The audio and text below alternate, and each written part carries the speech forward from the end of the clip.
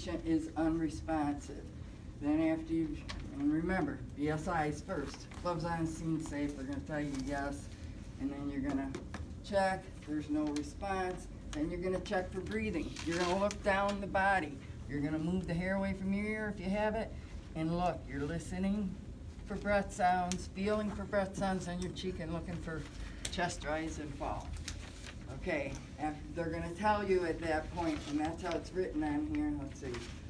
They're gonna tell you when you get to the pulse, when you come over here, they're gonna tell you that the patient's got a weakened threading pulse of 60. Then you're gonna go and you're gonna open the airway. When you open the airway, they're gonna tell you that the airway is blocked with vomitus and secretions. So the very next thing you're gonna do is take, and you wanna make sure the tongue is out of the way, go to the back of the mouth, suction in, let it out. Go to the back of the throat, suction in, let it out, until they tell you that the airway's clear. If they don't tell you the airway's clear, you keep going. Generally, they'll let you do it once or twice at the most, and they'll tell you the airway's clear. You're done with that at that point. So after that, you're gonna go ahead and you're gonna reopen the mouth, and you're gonna measure. So that I look down there, that's my next step. So I'm gonna reopen, and I'm gonna measure. Once I've got it measured, I'm gonna go ahead and put it in. And once I've got it in, I know the next thing that I'm gonna do, they're gonna tell me that it went in without difficulty and no gag reflex. So I wanna go ahead and bag my patient. So they're gonna tell me that the patient is accepting air. At this point, when they've said this, I'm gonna go ahead and hook the oxygen tubing. I don't wanna bend, so can you get that on for me? So hook the oxygen tubing to it. Oh my God, it's a cannula. It's a nasal Oh, cannula. well, that's all right, we'll Well, pretend whatever. right now. There, it's hooked. Okay, so it's hooked to it, you're gonna put it on 15 liters per minute. They're gonna tell you that the patient is being ventilated, you're gonna say with high flow oxygen.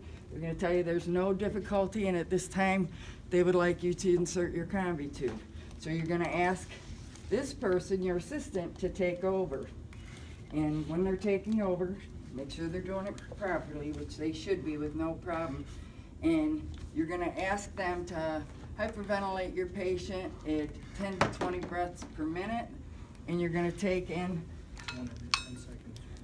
lube your device, which you can lube your device even before, when you're checking your equipment, that's the time you will lube your device. And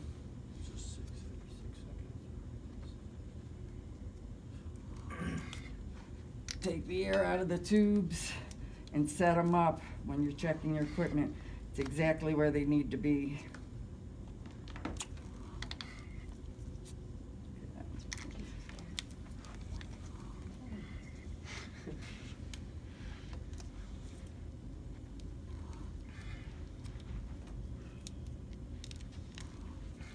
Okay, so now after they've done this, you're gonna go ahead and tell them to stop.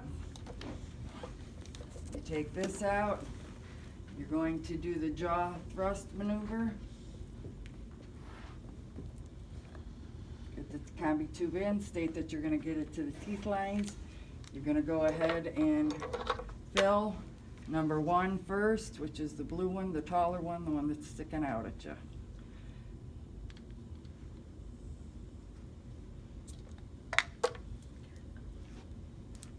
Fill number 2.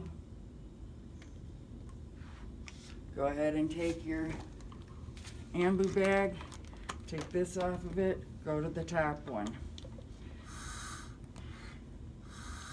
If you feel like this took you too long to do, you've got 30 seconds to put the combi tube in.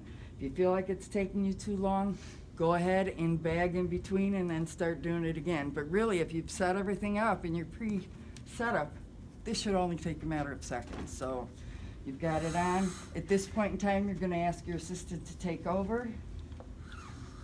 You're gonna take the stethoscope and you're gonna listen. And you're gonna listen to the stomach and to the lungs. And they're gonna tell you air, air, no air. Or they're gonna say no air, no air, air. That's gonna let you know whether it's in the lungs or in the stomach. Now, if you come up here and they say no air, air, then you know you've got to switch. Go to the second one, and you're gonna listen again. They should say air, air, no air. If they tell you the first time that you've got air in the lungs, you don't have to switch it. So now that they've got that done, all you have to do is take your tape, and you see how right down the line, if you're gonna forget something, just looking at your layout, it's gonna tell you what you need to do next. Once again, everything I do in an X pattern. So I'm gonna come across this way.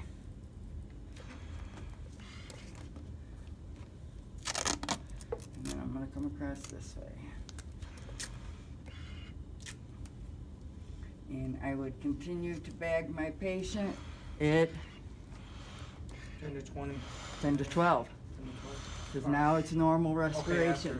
The hyperventilation at 10 to 20 was just right before I put in the combi tube, because you're going to take oxygen away for a little while you're putting in the 10 combi to tube.